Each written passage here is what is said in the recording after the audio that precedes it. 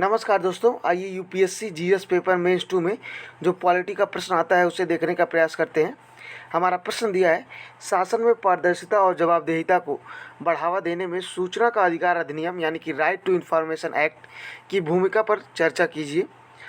इसके क्रियान्वयन में हाल के वर्षों में किन चुनौतियों का सामना किया जा रहा है, इसके बारे में भी हमें लिखना है। हमारा उत्तर जो है 250 वर्ड में होना चाहिए। जितने भी लोगों का यूपीएससी 2026 का प्रीलिम्स का एग्ज़ाम क्लियर हो गया है उनको बधाई, और जितने लोगों का नहीं हुआ है वो मायूस ना हो, अगली बार देखा जाएगा। आप अपने उत्तर की शुरुआत ऐसे कर सकते हैं कि सूचना का अधिकार अधिनियम भारत में राइट टू इन्फॉर्मेशन अधिनियम के अंतर्गत विधिक अधिकार के साथ ही साथ अनुच्छेद 19(1) के अंतर्गत मौलिक अधिकार भी है। ठीक है। अब प्रश्न में पूछा था कि शासन में राइट टू इन्फॉर्मेशन की क्या भूमिका है, तो एक हेडिंग लिखेंगे, शासन में राइट टू इन्फॉर्मेशन की भूमिका। पहला पॉइंट आप लिख सकते हैं, शासन में पारदर्शिता को बढ़ावा देना। उदाहरण के लिए राजस्थान सरकार का जन सूचना पोर्टल जो है, ठीक है। आप एक ऐसा डायग्राम भी बना सकते हैं, इसमें लिख सकते हैं राइट टू इन्फॉर्मेशन, एक तरफ सरकार और दूसरी तरफ नागरिक, परस्पर संबद्धता होती है एक दूसरे में, ठीक है।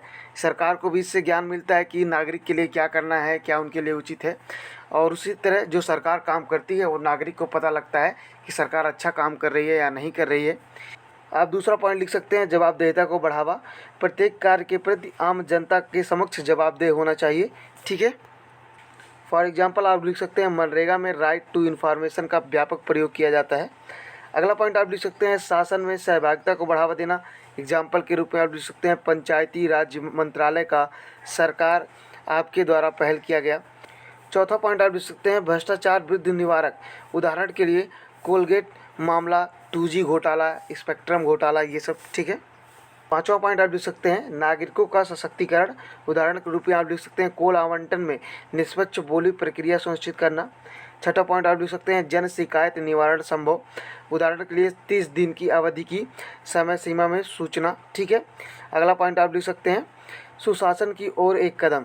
उदाहरण के लिए जो पारदर्शिता या जवाबदेहिता जैसे उच्च मानदंडों को अपनाकर आता है, ठीक है। आठवां पॉइंट आप लिख सकते हैं, नागरिक केंद्रित शासन का होना। उदाहरण के लिए आरटीआई द्वारा कई संस्थानों की अव्यवस्था की जानकारी प्राप्त होना, ठीक है। क्रियान्वयन में हाल के समय में क्या चुनौतियां हैं, इसके बारे में हम लिखेंगे। पहला पॉइंट आप लिख सकते हैं, व्यापक लंबित मामले, जिसकी मात्र 1 लाख से भी अधिक मामले अभी तक हैं लंबित, ठीक है। दूसरा पॉइंट आप लिख सकते हैं, अक्रिय राज्य सूचना आयोग, कई राज्यों में अब तक गठन नहीं किया गया। तीसरा पॉइंट आप लिख सकते हैं, समयबद्धता का अभाव, समय पर सूचना उपलब्ध न करा पाना, ये भी एक बड़ी समस्या है। चौथा पॉइंट आप लिख सकते हैं, सूचना शुल्क की मांग, जो कमज़ोर वर्गों तक सूचना पहुंच सीमित करता है। यानी कि इसमें पैसा लगता है। अगर आप आरटीआई एक्ट में कुछ मांगना चाहते हैं, कोई जानकारी लेना चाहते हैं, तो आपको पैसा देना पड़ता है, ऐसे नहीं लगता। इसीलिए ये कमज़ोर वर्ग के लोग जिनके पास पैसा नहीं, वो जानकारी नहीं ले पाएंगे।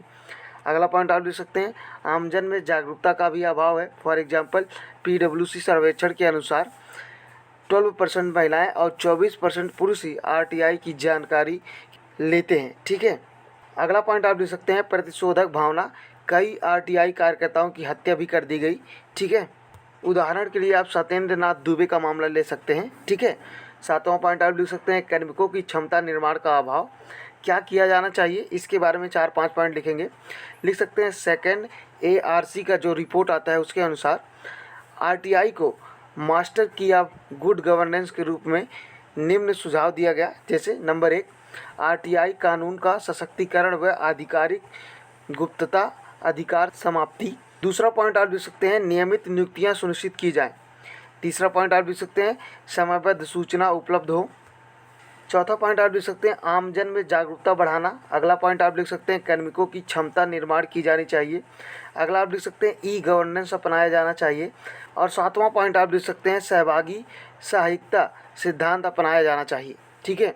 जैसे कि न्यायमूर्ति पिट्टन भगवती का कथन है, जिस जनता ने लोकतंत्र चुना है उसे अधिकार है यह जानने का कि उनकी सरकार क्या कर रही है। Thank you so much for watching this lecture.